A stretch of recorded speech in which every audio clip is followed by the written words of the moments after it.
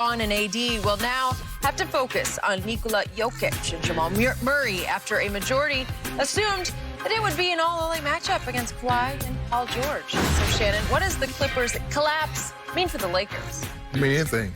That means they're in the Western Conference Final and they're going to face a foe that many people didn't think they were going to face. The Nuggets built their team to play basketball. The Clippers built their team to try to beat the Lakers.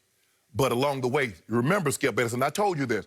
Oh, they just see that team in on the top floor. They're in the basement. They're not worried about anybody else. And I told you that. Keep overlooking all these teams, worried about the Lakers, and you see what it's going to get you. And this is what we started to see. As the pressure mounted, the Clippers started to gag. And what we saw was when there was expectations and Kawhi Leonard was the man, he gagged. He's never had success when he's been the man or there was expectation. When Tim Duncan left, what did he do in San Antonio? What did he do, Skip? Okay, when he went to Toronto. Well, wait a second. When Tim Duncan left, yeah. Remember what happened in Game 1 at Oracle? I don't know what happened. Western Conference I don't know what Finals? happened. What happened? Well, my team was up 23 on Kevin Durant in the Golden State Warriors when they actually had a superstar on their team who was unstoppable. Up 23 in the third quarter, and Zaza Pacheep shot happened to Kawhi Leonard. That's what happened. And I remember in a game... His ankle turned, and he was gone for the rest of the series. Was that Game 6 in which they blew the Houston Rockets out when Kawhi didn't play with that ankle? Did not play. Oh, so now what we're seeing, Skip, is that the Lakers saying they can play a lot of different ways. Now, obviously, the bigs are going to come back into play this one because you got to have somebody to try to match up with Yoke. You got to have somebody to try to bother him, and JaVale can bother him with verticality. He's going to have to get out on those pick and rolls and things of that, Dwight Howard. So it's nice to have once Zubac's getting foul trouble, Skip, where do you go? Your tallest man now is 6'8", 6'9", Marcus Morris. And you're trying to deal with a 7-foot guy that's skilled. There's a difference between 7-foot Steven Adams and 7-foot Jokic, because Jokic can play. Skip, the Lakers have been saying all the right things all along. We're going to play basketball. We play who we play. Hopefully we play well enough that in the end it's good enough. You and the Clippers and everybody else was always talking about Lakers, Lakers, Lakers. You never gave people the respect. You never gave teams the respect they deserve because all you concerned yourself with the Lakers. Now, 1, 2, 3 Cancun. Hey, Pat Bev, you know Dame said he didn't take that flight just yet going to Cancun. If you want to, y'all can go half on that private jet and get you right on over there, bro. By the way, 1, 2, 3 Cancun doesn't really work here because that's what a team says when it's down 3-1 and it's battle cry going. So what would they? 1, 2, 3 Cancun. What would they say? They just quit before tip-off. What? The Game 5. So what did they say? What do the Clippers say? They said, "Bring on the Lakers." That's what they kept saying. Game after game, let's just bring on the Lakers. Okay. They were built to beat your team. They were conditioned psychologically to beat your team. So whose fault is that? I believe they would have beaten your team if they could have gotten to your team. They could have. They played. They were in the playoffs. Unfortunately, they would not take this team that you're about to play seriously enough until it was way too late. And once this team got on third and fourth quarter rolls, it destroyed the Clippers psychologically. Jokic, the Joker, turned their defense into a joke because he picked it apart. I believe that your team will win this in 5 games over Denver because it got shown how seriously you have to take that team. Oh, yeah. Your team is better than Denver.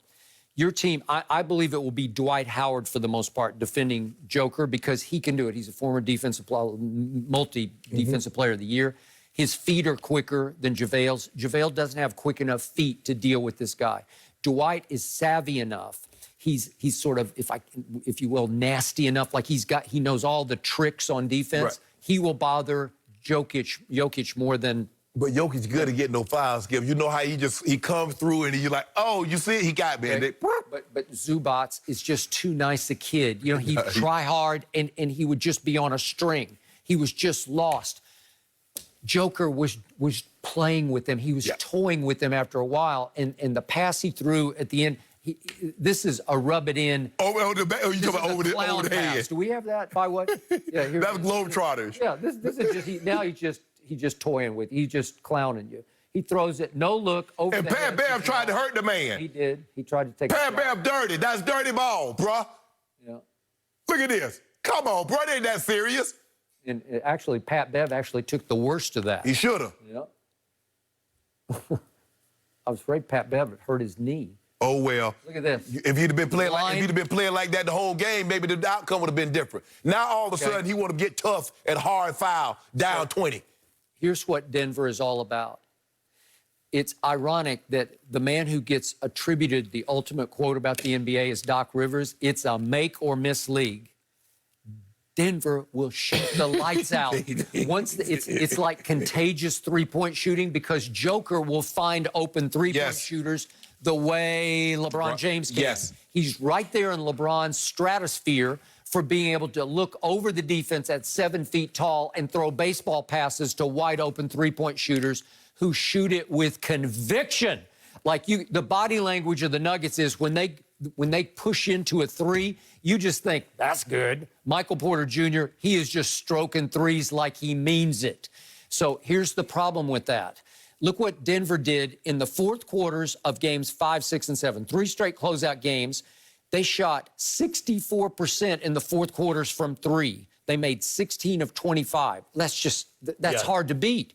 Meanwhile, the Clippers in those 3 straight fourth quarters of the closeout games shot 6 of 33 from 3. That's 18%. What do you think is going to happen when they shoot 64% and you shoot 18% from 3? Because the math of 3-3-3 will kill the twos, right? That's if you're making twos. If you're making twos, which they weren't even making twos. Right. So my point is, I know what will happen right on schedule. LeBron and company, they're smart enough. They'll come out and take them very seriously from wire to wire. Oh, absolutely. And watch, Denver will turn back into pumpkins as the clock strikes midnight.